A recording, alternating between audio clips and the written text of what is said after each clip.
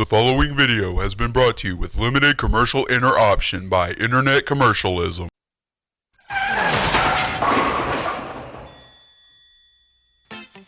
Hey there, I'm Joseph, and this is the Summer of Scarborough.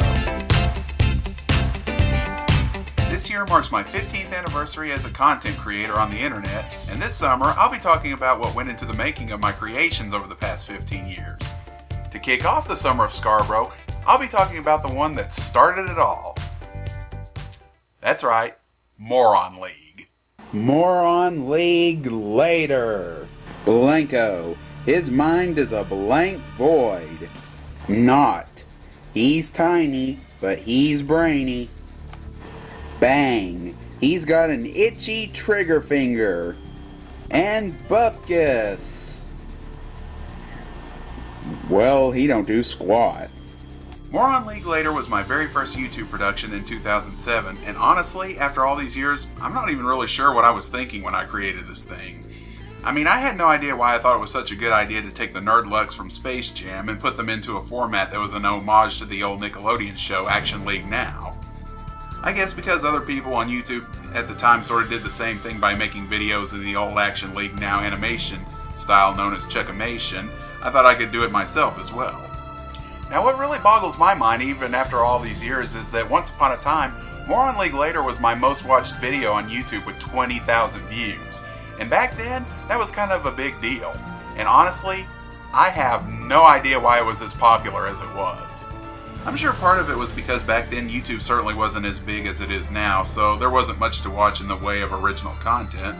But I suppose a lot of it too was in the late 2000s, 90s nostalgia was really coming into vogue, so I guess a video featuring memorable characters from one of the biggest movies of the 90s was bound to garner quite a bit of attention. And all I knew was that apparently it was popular enough that people asked me to make another.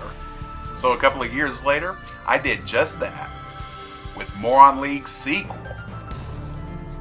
Even then, I knew just how shoddy the original was, so doing a sequel was a chance to make some much needed improvements in terms of production values. And as Moron League has continued to evolve beyond just being both an homage and an affectionate parody to Action League Now with each new entry in the series, the bigger and better I've tried to make them. And that has never been more true than by the time I reached Moron League 4. I know these look like pretty simple productions, and in the beginning they were, but Moron League 4 was one of the most complex, difficult, and time-consuming productions I've worked on. And when I say difficult, I mean it. I mean, have you ever tried fitting a camera into incredibly tiny and intricate sets that don't allow for a lot of fancy camera work to begin with? Well, don't knock it till you've tried it. And honestly, I really wouldn't recommend trying it. Unless you just really wanted to. But again, the point is, with each new Moron League entry, I strive to make it bigger and better than the previous ones. But I do have to admit, with such intricate sets, location filming, and even with it being a more collaborative effort than previous entries, I feel like I reached a moronic pinnacle with Moron League 4. Does that mean that we've seen the end of Moron League as we know it? Well, not necessarily, but I wouldn't look for another one again anytime soon. Then again, that doesn't necessarily mean that there won't be another one ever again. Yeah, I know, I'm such a trolling creator.